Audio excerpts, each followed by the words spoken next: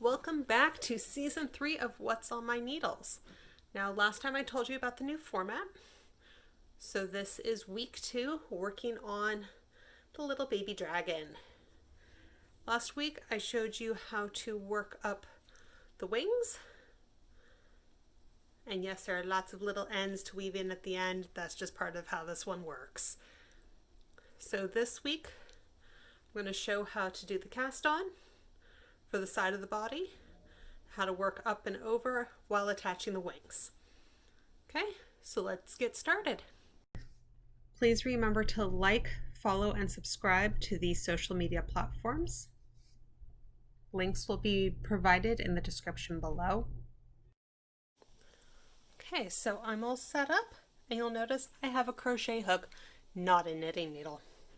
That is because the next part of the baby dragon is in fact a provisional cast on. There are a couple of different ways to do this. This is the way I like to do it. So I'm going to make a slip knot just like we do for knitting. I just use the hook to do it instead of just my fingers. And I'm going to go ahead and just start making a chain. So loop over and pull through. Loop over, pull through. Over and over and over. Now, oops. And I just split the yarn. So I just put the hook back in and I pulled out that stitch.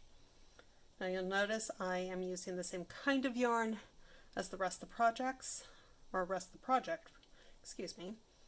But if you read a lot of patterns that say to use a crochet provisional cast on, they will actually say to use a cotton yarn or something that's slippery. That is actually a great piece of advice when you are knitting with wool. I'm not. I'm knitting with acrylic, and I actually prefer to knit in acrylic for a couple different reasons.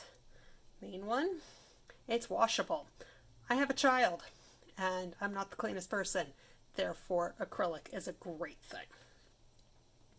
So I'm going to just pull up on my pattern a little bit and go, yeah, that's probably close to the right number of stitches. I didn't count, so I'm not sure. That's also why I'm not finishing off that end of the yarn. So I'm not going to start all the way at the end. I'm going to go 1, 2 bumps in.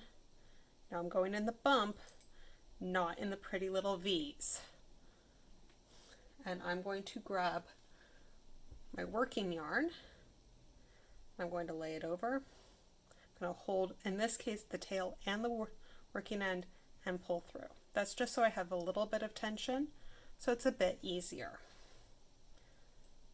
Now I'm just going to insert the needle in the bump and pull through.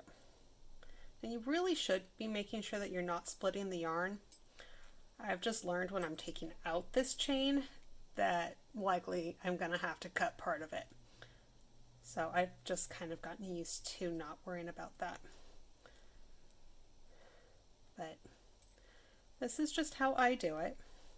I will be casting on 29 stitches, but that's a lot for you to watch, so I'll be right back. So I was right, it was more stitches than I needed.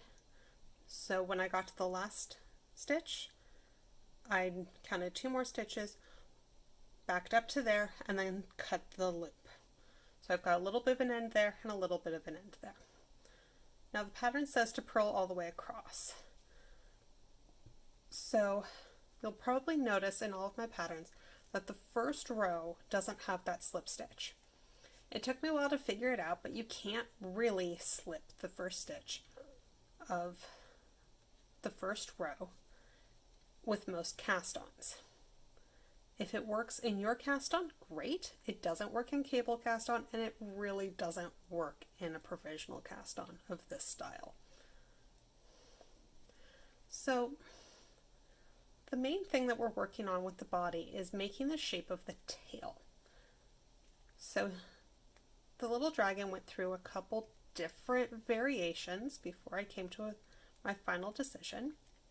And the main things that were changing were how the spines on his back were going to work and how the dragon's tail was going to work. The final decision was to have the spines go all the way down the back and to have, let me bring it out so it's a little easier. So to have the spines go all the way down the back, to have the tail be part of the upper body. So just like we did before, I'm going to be knitting a certain way, wrapping, and then working back. But we did this last time, so I'm just going to do one, and then I'm going to skip forward to the next step. So again, I slipped that first stitch. I'm just working across. Really boring. I'm sure everyone knows how to do this. I'm going to slow down for a stitch or two just in case you don't. So I'm inserting to knit, I'm wrapping around and pulling through.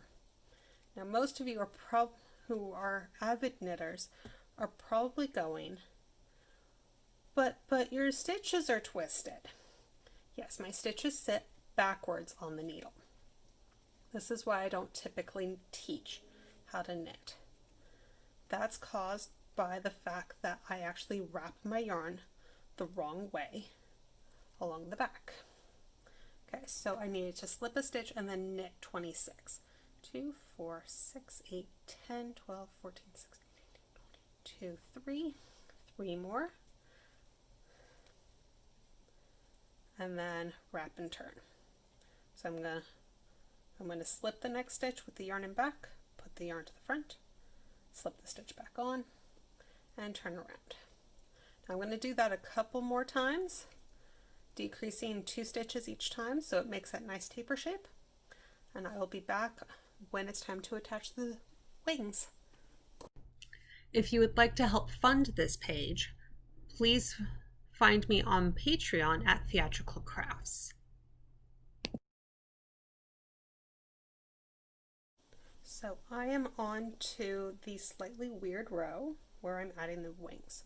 So I've done 1 wrap, 2 wrap, and I'm on the 3rd row of wraps, which is 6 rows in. So I'm slipping 1, knitting 1, 2, 3, 4.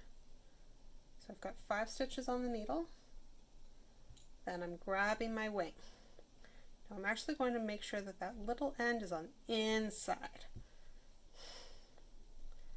Then I'm going to be knitting 2 together, 1 from the wing, 1 from the body, all the way across these 8 stitches.